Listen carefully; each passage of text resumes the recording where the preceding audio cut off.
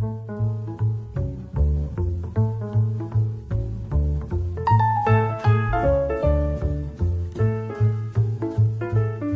à vous, moi c'est Gabriel. Et moi, c'est Sophia. Bienvenue sur notre chaîne Confluence. Aujourd'hui, on va se pencher sur la situation politique assez tendue au Mali.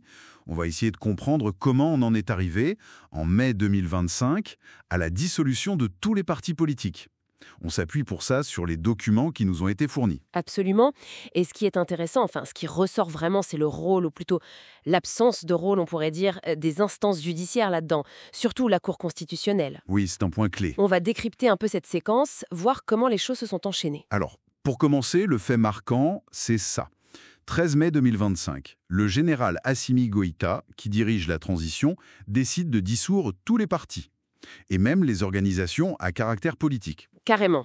Oui, une mesure radicale. Faut se rappeler qu'on est dans un contexte de gouvernance militaire depuis les coups d'État de 2020 et 2021. Tout à fait. Mais pour comprendre comment on en arrive là, il faut revenir un peu en arrière.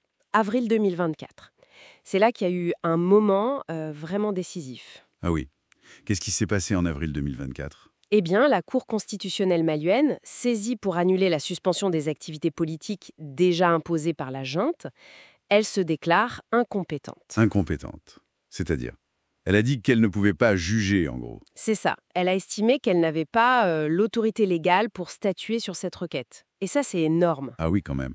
Parce que du coup, les opposants se sont retrouvés sans aucun recours juridique face à la junte, plus personne vers qui se tourner au niveau institutionnel. Solution de mai 2025. C'est l'analyse qu'on retrouve dans les sources, oui. C'est comme si, en refusant d'arbitrer sur la suspension, la Cour avait un peu laissé le champ libre pour la suite. D'accord.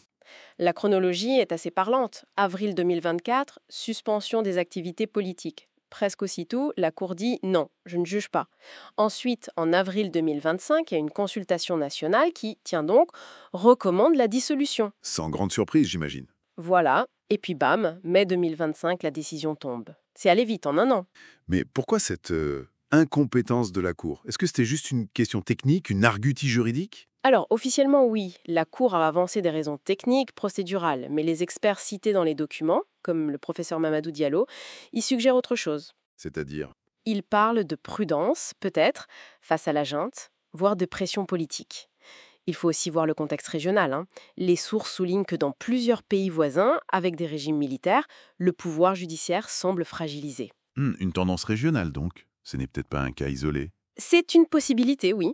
En tout cas, ce vide juridique, il a clairement été utilisé par la junte pour renforcer son autorité. On imagine bien. D'ailleurs, déjà en avril 2025, Human Rights Watch alertait sur la suspension des activités parlant de violation des libertés d'expression, d'association. La dissolution n'a fait que confirmer cette direction. Et au Mali même, comment ça a été reçu? Très mal par l'opposition, évidemment. Un tollé. On a des figures comme Hussaini Gwindo qui parlent de dérive dictatoriale, qui appellent à résister. Ça montre une vraie fracture. Et sur la scène internationale? Des réactions aussi. De l'inquiétude, des condamnations. L'ONU dit que c'est un pas dans la mauvaise direction.